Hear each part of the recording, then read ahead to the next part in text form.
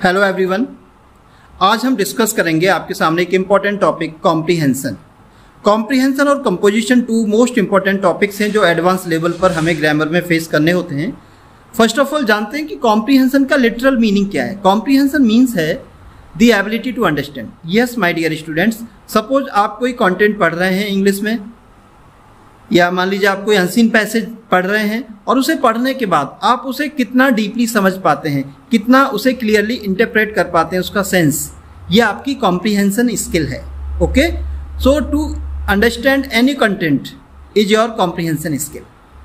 और अगर हम टाइप्स ऑफ स्किल्स की बात करें कॉम्प्रीहेंशन के अंदर, देयर आर 5 कॉम्प्रीहेंशन स्किल्स।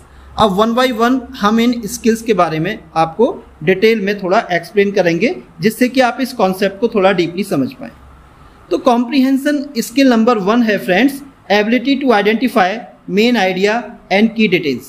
इसका मतलब ये हुआ कि जब भी आप कोई कंपोजिशन रीड करते हैं तो उसे रीड करने के बाद जो उसका सेंट्रल आइडिया है, जो उसके अंदर स्पेसिफिक डिटेल्स हैं, आप उसे कितना डीपली समझ पाते हैं, ये आपकी कॉम्प्रीहेंशन स्किल नंबर 1 है। ओके, अब बात करते हैं comprehension skill number 2, your ability to sequence a passage into an ordinal series.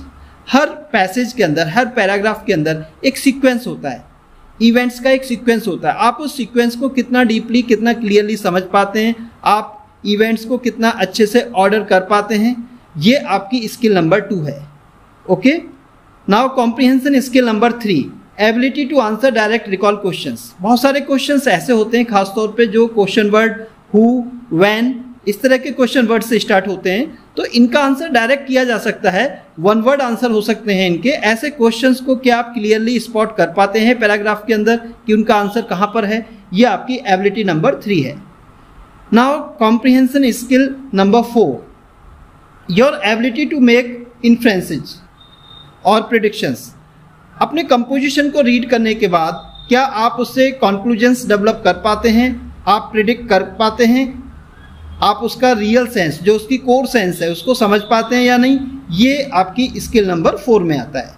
Now comprehension skill number 5, identify unfamiliar vocabulary.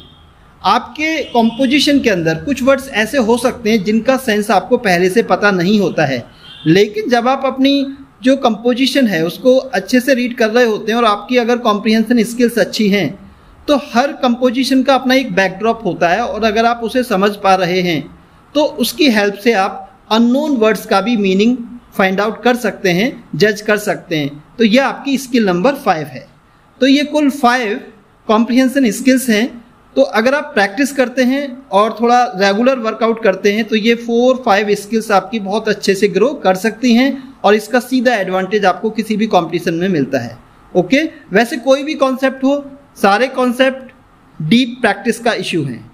तो अगर आप चाहते हैं कि आपकी कॉम्प्रीहेंशन स्किल्स बहुत अच्छी हों तो आप हमारे चैनल पर आने वाले वीडियोज को अच्छे से देखें, क्योंकि उनमें हम कॉम्प्रीहेंशन और कंपोजिशन पर काफ़ी इंटेंसिव वर्कआउट आपको अवेलेबल कराने वाले हैं।